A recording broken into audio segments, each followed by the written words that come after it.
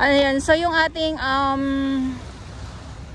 traktora, yung pangpatag ng buhangin, so dito na nakakarating na, hanggang doon na po yan. Kaya kung mapapansin nyo, unti-unti na pong napapatag ng husto yung ating dolomites, ano. Kaya sa mga nagsasabi naman po na yung dolomites daw po ay wala na, ito tayo sa nawala. Matagal na panahon nawawala. Matagal na panahon na yung inaabangan talaga na mawala ang dolomites, ano.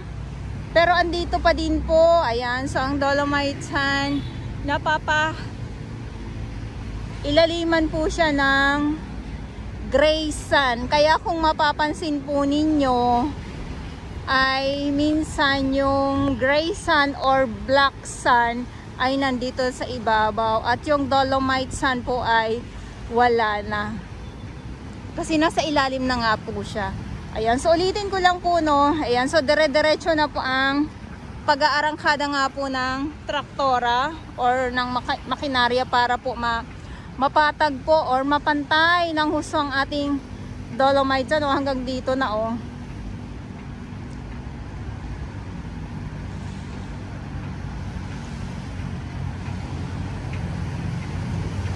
Ayan, kahit na maambon, yes, tuloy pa din po ang ating mga warriors. Ulitin ko lang po, umulan, uminit, bumagyo, nandito po yan sila. Ang ating DPS Mandaragat doon sa Manila Yacht Club, ang ating Estero Rangers ng DENR, MMDA, at syempre yung ating mga volunteers naman po, maraming salamat po sa inyong lahat.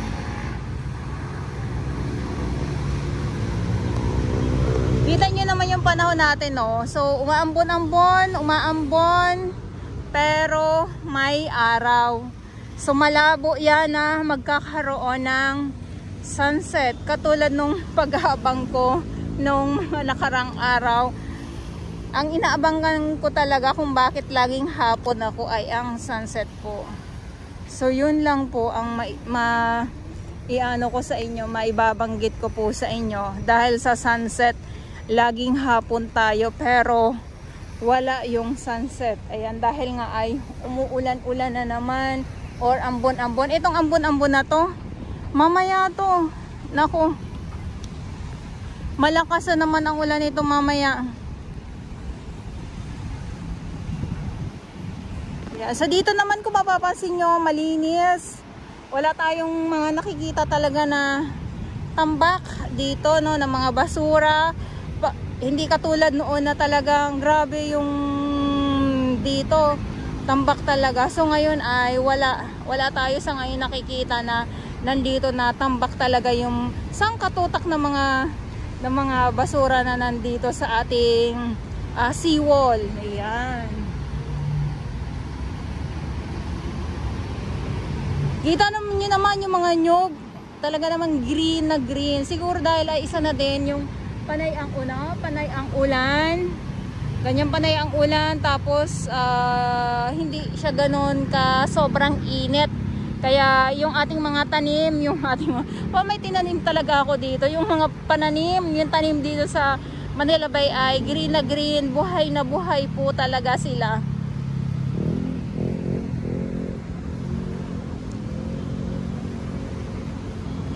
At napapansin ko lang din po dito sa laot, no. So may mga may paparating na mga dito sa kabila, wala dito ako nakikita. Kundi dito sa kabila ang meron. Meron ditong mga paparating na mga water lilies. So ang bagsak niyan ay dito na po yan sa Dalampasigan. So eto na naman ang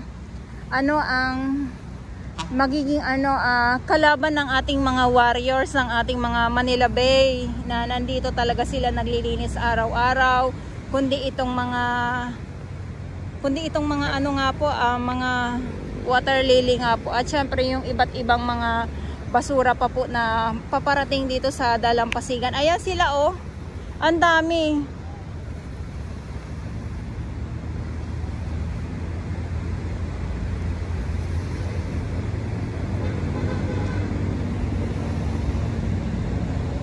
Ayan, so umaambon-ambon, umuulan-ulan. Eh, sabi ko nga si Haring Araw, ayan. So sana nga ay maya ay mawala yan. 'Di ba?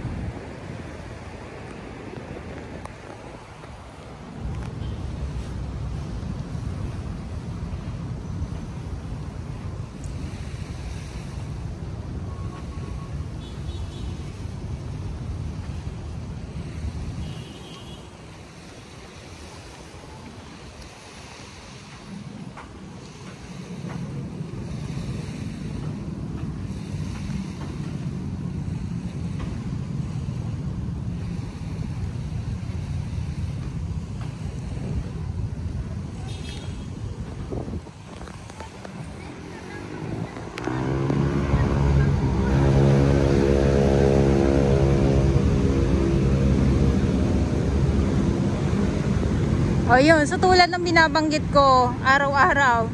So dahil ay bawal pa naman po talagang maligo, kayo na lang po ang bahala kung ano po ang inyong gagawin dito. Mag-exercise kayo or kung ano pa ba, maglakad-lakad. Upo-upo lang. Picture-picture lang din. Katulad ng iba na nandito pag pumupunta, nakaupo lang sila. Basta tamang upo lang. Nilalanghap yung sariwang hangin. Sa mga gusto pong malaman kung kamusta daw yung simoy ng hangin, kamusta daw po ang amoy dito yung dagat mismo. Tinatanong nila yan, kamusta daw ang amoy. So sa akin naman, dahil ay madalas nga po tayo dito, okay naman po, wala na yung katulad noon. At kung kayo po ay talagang gusto nyo malaman para sa sarili ninyo, kailangan kayo po ang mismong pumunta dito para kayo po mismo ang makaamoy sa inyong mga sarili. Ayan. So sa akin talaga, ang pinaka-aabangan ko talaga dito ay itong coffee shop dito sa may Mandamos sa office. Kasi yung dito sa baba, so magkakaroon talaga ng coffee shop dyan.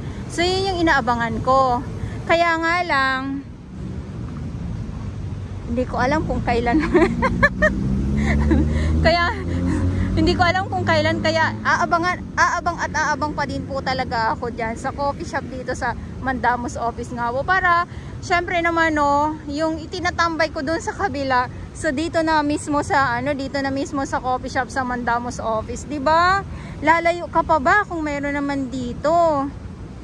Lalo na kung, syempre, diba, kung masarap po, hindi na lalayo. Ito tayo. Ayan, so, good afternoon po sa inyong lahat at ito yung update natin dito sa Manila Bay, Dolomites. At ulitin ko lang po, ngayon ay July 12, 2024. At sa mga baguhan, yes, welcome sa channel. Name is Jelani Torvals. Mahalin niyo po ako ng buong buo. Yun ay hindi galing sa ilong ng mga singaw. Gato sa 1.